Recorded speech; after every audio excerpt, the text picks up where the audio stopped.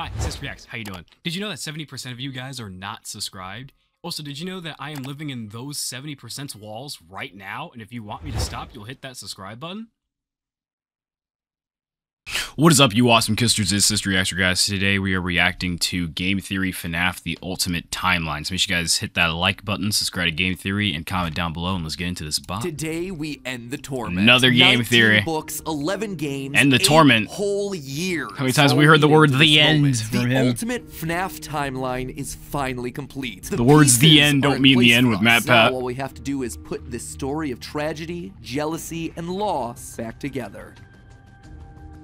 Hello, Internet. Welcome to Game Let's see what's Theory. the ultimate The show that timeline. feels like a kid revealing the class project that he's been working on all year. My FNAF Except project. Here, it's the class project that I've been working on for the past decade of my life. This That's crazy. one is big, my friends, and I gotta admit, kind of nervous. I can't believe he made all those Game Theories 7 years ago on FNAF. 2018. Back in the days when Mike was the crying child, Afton coming back was actually a surprise, and Fazgoo wasn't a phrase I'd ever thought I'd have to utter. But since the last time I did something like this, we've had 3 more massive games, the death and revival of the FNAF movie, we gotta get that zoom in just right. You can shake a staff bot at. It is exhausting trying to keep track of this whole franchise, which honestly is why I'm here today. The lore at this point is complicated. It is full of speculation and theory, so to hopefully make it a little easier for everyone and to give us all a baseline to talk about this franchise moving forward into the future, it's time to reveal my current working FNAF timeline. But just before I do, I just want to explain a couple of things. First, this timeline is massive. Seriously, it is huge. Super massive. This thing towers over any video project we have ever done on the channel. But when you look at the totality of this franchise, the story of FNAF really boils down to the story of one man, William the things that have happened, his successes, his failures, his rise to becoming robots going into one of the most souls, successful glitches coming to life, franchises in the world, and his too eventual much. fall to the monsters he helped to create, only to then be reborn in a new digital form later. That's why I've decided to split this timeline into 3 main chunks: the foundation of Freddy, how the business started and how it came into being; the Afton era, William's decades-long murder spree; and post-Purple Guy. Basically, post-Purple Guy, everything that love happens after the sound of it. Simulator fire. And because there are lots of new big revelations in this thing that seemingly come out of nowhere, as well as just points I want to talk about further, I decided to dedicate 1 episode to each chunk. Oh god, so this is part 1. I knew it. Just felt incomplete without some I knew it's not the end. At the end of each one. Once this whole thing's done, I promise I'm gonna merge all the narrative bits into one massive video so you can just skip my explanations. But for now, this just felt like the best, most satisfying, most complete way to do this. That being said, this is still about the story, the broad strokes of the franchise. So in order to make sure that you guys know that I'm not just pulling answers out of thin air, not only am I discussing some of the more controversial bits at the end of each chunk, we're also putting in a handy little graphic in the bottom left-hand corner. And that's a Freddy's Scariest Monster is You. Video titles, books, and any other citations that we need throughout the video. So if you wish to understand that specific statement in more detail, you know exactly where we've taken it from. That way you can look at those details for yourself. So sit back, grab some popcorn or your pitchforks if you're the type to get upset when I say something controversial, and make sure that you subscribe. Dang, he just called out Twitter. This is going to be a video that you're going to want to come back to a few times in order to fully dissect. Without any more waiting, I present to you the story of a loving, obsessive father who slowly descended into madness and along the way discovered the secret to eternal life. Yo, this play goes crazy. Chapter 1, Foundation of Freddy's. Our story begins not in the 1980s, or even in the 1970s, but all the way back in the 1930s. It was the throes of the Great Depression, and people were in desperate need of cheap entertainment, especially in Utah, one of the states hit hardest, 4th highest unemployment in the nation, and full of transients. People looking for work in Salt Lake, finding none, and ultimately moving on to find their fortunes out in California. People were tired and they were hungry. Well, but this as they got traveled, serious? there was one thing that could lift their spirits: a simple roadside attraction called Fredbear's Singing Show. The ads were plastered all over then it got town, weirder. featuring an animated bear drawn in the popular pie-eyed cartoon style. That's crazy how Steel Wool made these. Cartoons like we didn't get to see more of them. Betty Boop. It immediately said that this Fredbear's, no Fredbear's game from them. Bring the family, and the price honestly couldn't be beat. For 50 cents, you could get food and entertainment as you watched the local trained real-life dancing bear perform on stage. Normally, you only got to see dancing bears at large traveling circuses like Barnum and Bailey, where the tickets would go for about about $1. That's $1 without food. This man's pulling real history out here. The type from the Von brothers or the Robbins brothers, where tickets would sell for just a mere 50 cents. Watching that bear do tricks on stage brought a glimmer of joy at a time when so much was wrong with the world. The simple show would go on for years, bringing happiness to hundreds of travelers passing through looking for a quick meal. But it left a permanent impression on one little boy, capturing his What the heck? Is that like a miniature Afton? One little boy named Billy. That was his Billy, nickname, at least, but his parents like to call him William Afton. Oh yeah, some people named Will are called Billy. William dreamed of recreating that moment of bringing a musical bear to life, but how? William was smart, without a doubt, and he had a keen mind for business, but he wasn't the most creative. How do you make a singing, dancing bear come to life? The best he could do was using rudimentary costumes. William was inspired by the work of Walt Disney, who throughout the 50s and 60s was pioneering the use of mascot suits throughout his theme park. The big innovation? Suits with 5. Jeez, I can only imagine how scary they were back in the 1930s. Arms and hands to interact must with be the terrifying guests, looking. Older models where the arms would just hang limply by their sides. Finally, with a simple mascot suit, he would be able to realize his childhood dream. He would be able to bring Fredbear to life. To appeal to the kids, and for copyright reasons, he changed Fredbear from a realistic brown animal to a cartoonish yellow bear with a purple hat and bow tie. But feeling like one character wasn't enough, he added another friend. Then years later, he'll be locked in the back room staring at you with black and white eyes. Well, Fredbear was certainly his first love. Bonnie was extra special because that was his. It was an original character that he had created from scratch. And I do mean scratch. William's music in the background is so creepy. Rough with seams and stitches visibly showing, but it was the best that he could do. And you know what? It was just enough. Bonnie and Fredbear would perform on stage to small but enthusiastic crowds. Finally, he was able to deliver fantasy and fun to all the kids, delighting and inspiring them. Fantasy and fun come to life. That's their catchphrase. Years ago, and things could have ended there. That could have been the end to his story. It could have been perfect had it not been for one thing. Other people saw the success of his idea and they wanted in. Enter Chica's Party World, a rival restaurant starring performing animal characters. His idea, except they did it better. William may have been the first, but obviously he wasn't the best. It hurt the prideful William Afton to admit it, but this restaurant was able to do the thing that he always wanted to do: make the animals actually come to life. All of the performers in this restaurant were robots. I never really thought much about the Chica's Party World thing. I never thought like it was like a separate thing from the whole Fazbear's company. Metal skeletons that were powered by battery packs, but all of them able to freely turn and talk and dance on their own, no human required. It was like magic that came from the mind of a brilliant creator named Henry Emily. This Henry, in some small way, had been able to harness the power of life itself. Afton admired it. Was Henry confirmed who made it? Sure, but he also looked upon this man with awe. Off to one side of Chica's Party World was a small cabaret stage featuring an elephant magician. On the other, a hippo known to ramble on and on. That one was more of a joke for the parents, but it was the main stage that was for the kids. A rocking band of characters. Parents who should have got the crowbar and beat him upside the head. Drawl named Chica, backed by a band of other country-themed characters, including a pig with a banjo, an upbeat frog from the local swimming hole, and a brown bear with a heavy southern accent. Wait. A bear? But bears were his animals. Why not a cow or a horse? Something to fit the country theme a bit better. You stole my bear! And adding insult to injury, William doesn't look happy. Nerve to call this thing Ned Bear, a direct copy of his own Fredbear. Whoops, that's gonna leave a mark. No, that was not okay. Afton's jealous admiration definitely left a mark. In bitterness. A bitterness that would only grow over the next couple of years as families continued to choose Chica's Party World over really like how they're animating this. It looks like something Scott made in the minigames. Robots. Eventually, his restaurant would go bankrupt, only to get bailed out by, of course, Henry Emily. Another insult. Another humiliation that William wouldn't soon forget. 1979. Despite being bitter, Afton couldn't deny that what came next was a period of massive success and expansion. With the two franchises now merged into one, it was the best of both worlds. Afton's ideas with Henry's robotic expertise. The two men decided to launch under a new name, Fredbear's Family Diner, a pizza chain that would eventually come to feature a mix of humans in performing suits as well as on-stage animatronics. They decided to stick with Fredbear as the headliner, considering the yellow bear was easily identifiable as a brand because he was the original performing animal mascot. The OG. Afton appreciated that. This new restaurant would also see a mix of characters as the two franchises merged into one, with Pig Patch and Happy Frog performing right alongside Fredbear and Bonnie. And as part of this, the Withered Freddy recolor is amazing. They even got themselves official merch that were released, ranging from masks to magnets. The crap Mr. Hippo fridge magnet?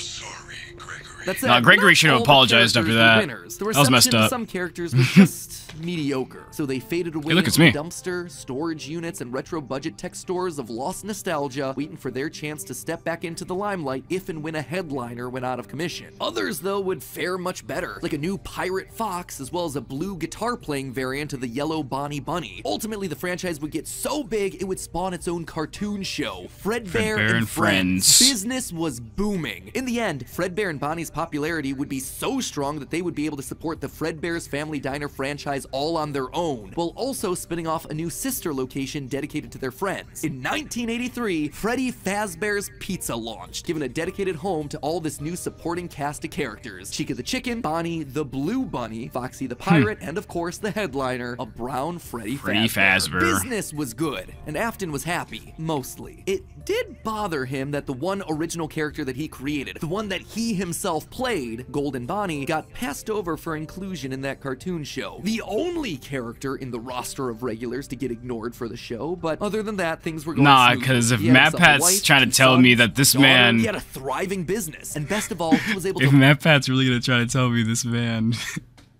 this man went bonkers in the brain and started killing people over cartoon characters and someone saving his business and merging with them. that's gonna sound as crazy as the whole $5 with the oomph trap guy. To learn the craft of robotics from the man that he both loved and hated, Henry. I swear. Together, they were constantly pushing the limits of what these characters could do. Because it was quick and easy, new characters introduced into the roster would be given a simple hand-sewn suit with 5 fingers that any performer could wear. Eventually, Henry would design one of his signature animatronics for that character, utilizing a divided mouth with either a hinged or sliding jaw design. This was the first generation of animatronics. But why stop there? Afton had big ideas. What if the animatronics weren't just locked to the stage, but could freely roam the restaurant and interact with the kids? What if so they can bite people's lobes off? Animatronics. What if you could use more than just rigid metallic skeletons? Why not experiment with tubes and wires that would give the animatronics fluidity? Those endoskeletons were terrifying. Providing structure. The possibilities for this technology were endless. Afton fell in love with robotics. He had started with a dream of bringing one simple singing bear to life, but with robots, he had stumbled across the tools that gave him the ability to control life itself. And thanks to Henry, he was practically speedrunning his way to an engineering degree. And while William wouldn't admit it out loud, one other thing that kept pushing him forward was the desire to beat his former rival, to prove himself smarter, stupid, to surpass the man who everyone else considered to be a visionary genius. But pride cometh before the fall, and tragedy was about to strike. Okay, wait, so that brings us to the end. Is that like their OG design? At the end of each of these chunks, I want to break. Is that like the book's design for Henry, or is that like their own design? I don't know why I said OG design at first. Break down some of the logical leaps that I made, since the more narrative format doesn't give me much of a chance to justify a lot of the big decisions. And admittedly, there are some large leaps in here. Let's just start off with Fredbear's Singin' Show, shall we? We know, based on the retro poster that was hidden in Security Breach, that at least at one point, Fredbear was an actual bear. And like I called out in that narrative segment, dancing bear shows were a real form of entertainment. The only problem is that, timing-wise, I didn't take that as literally as I should have done. People in charge of that business in the 30s, and a series of pizza restaurants in the 80s, without him just being extremely old. Best case scenario, if Afton's running the Singin' Show when he's 18, that still puts him at nearly 70 when the first pizzeria opens and his murder spree begins. That just doesn't make a lot of logical sense, because he doesn't become immortal until his first death in Springtrap. That's why I suspect that Fredbear's Singin' Show was either a family business that Afton then carried on to a new generation, or something that he saw as a kid and just wanted to recreate when he grew up. The Fredbear Singin' Show thing also starts laying the groundwork for some of the core elements of this story, that Freddy's was a place of fantasy and fun, and that Afton, despite eventually falling to become the heartless serial killer and mad scientist that we know him as, began as someone with good intentions and a love of entertaining kids. He wanted to bring things to life from the very crazy way to shape his backstory. That was a lot for him throughout the rest of the franchise. Next up, let's talk about those mascot costumes. One thing that I keep going back to is the design of Glitch Trap. It's a handcrafted suit. You can see the seams and everything. It even has 5 fingers for the performer's hands. hands. It is very much not a Springtrap suit. This is something much more rudimentary. It came at a time before animatronics were a part of the story. That's why I suspect that it was actually the first, predating literally everything. It's also a suit that is very personal to Afton. He put his digital consciousness in that form. It's his personal avatar. It's the way that he sees himself. There's also a whole separate discussion to be had here about the habits and rituals of serial killers. So the fact that he's choosing to lure kids and kill them habits and rituals of serial killers sounds crazy. A lot about his emotional attachment to it. So while Fredbear seems to have started as someone else's creation, Golden Bonnie was uniquely Williams, giving him a personal connection. And that's not all. In this whole franchise, only one set of characters have themselves 5 fingers, the Nightmares. Even Golden Freddy, Fredbear was a 5-fingered wearable suit at one point in the story, as we see in this shot from the graphic novel, before he, like everyone else, was turned into an that shot looked nice. This seems to imply that all of the main characters had similar wearable mascot outfits at least at one point in time, and that whoever is having the FNAF 4 nightmares, if they even are nightmares, something that we'll touch on in part 2, saw those mascots. Hopefully, yeah, because I'm trying to figure that out Lastly, too. Like, we have to talk about the elephant in the room. The literal elephant, Orville Elephant, as well as the rest of the mediocre melodies.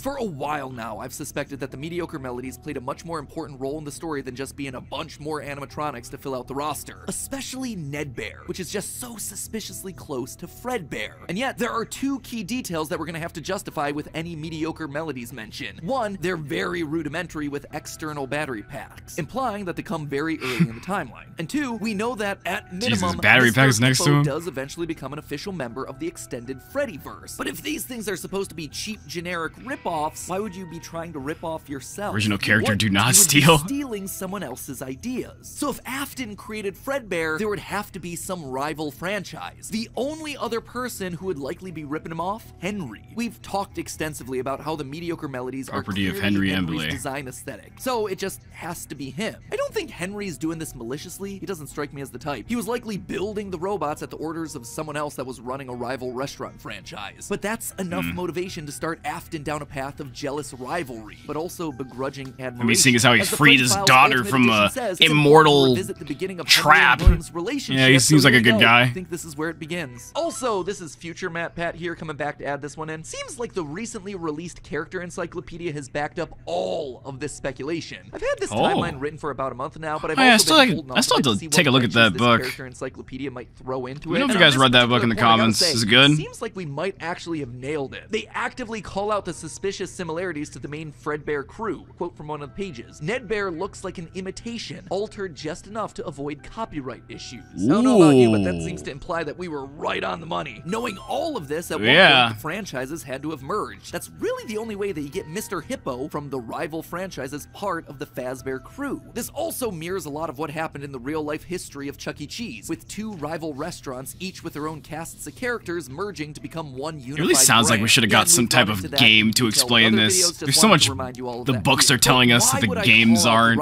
nowadays. Named Chica's Party World. Few things actually. First, we know for a fact that a location named Chica's Party World exists. It is mentioned in the source code teasing sister location, so it is out there somewhere and doesn't fit cleanly anywhere. Second, in the story of the Puppet Carver, Chica is very explicitly looped in with the book versions of Pig Patch and Nedbear, implying that she started as a mediocre melody. Thirdly, her design just fits better with the theme of down-home country animals with southern accents playing the banjo and eating with bibs. And with her being the headliner of the show with her name on the restaurant, it would make sense then that when the restaurants merged, she was the one that was added to the main cast of characters while all the other mediocres faded away. It's also why when Freddy's closes after William's killing spree, she's the one to branch back off into her old franchise and is therefore missing in sister location, a detail that's bothered me for years at this point. It might also explain why William decided to stuff his first dead kid into Chica. That one was Henry's creation, not his. Is all of this a big leap? Yeah. Is it connecting a lot of dots that are very spread out across the franchise that I've been holding on in the back of my mind for years? Absolutely. But I mean, it's a good thought. It's a good theory. It also serves as a clean answer to a lot of the random threads that Scott's been leaving dangling for years. So with all of that in mind, my friends, we can close the book on the foundation of Freddy's. And don't worry, next week I'll be back to give you arguably one of the most confusing parts of this entire timeline situation. Part 2, the Afton era. I promise. We ain't gotta wait that long. Next week. Next week this time. No more waiting around. I am just as eager to get this one out the door as you are to watch it. I promise. You know what else I promise? I promise that we'll actually get to talking about the games. I would have liked to have talked about them in this episode, but there just isn't that much in the games that helps us depict anything pre-Family Diner. Although, let's be honest, this franchise has never been just about the games anyway. So that's why the Even books back were in the heavily early days of influenced FNAF, here. We were decoding images and source code that Scott fed us through the website. The modern day books and the clues that we get from those things, now they're just modern extensions of that. All of it is crucial to understanding this franchise and its lore. Unless, of course, Steel Wool finally gets around to making that Fredbear's Family Diner game they want to make so Seriously, badly. or Chica's Party World. To do is get kind of back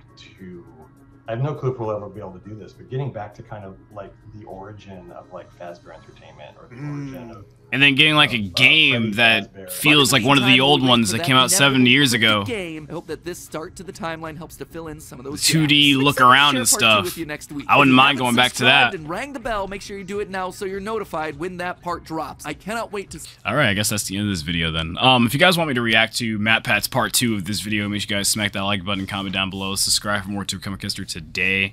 Yeah, his timeline does make you think about, like, the way the little rivalry between Henry and William starts to become a thing, and like William's degrading mind because his rival's doing a lot of good things for him and also is getting ahead of him and all that type of stuff, you know?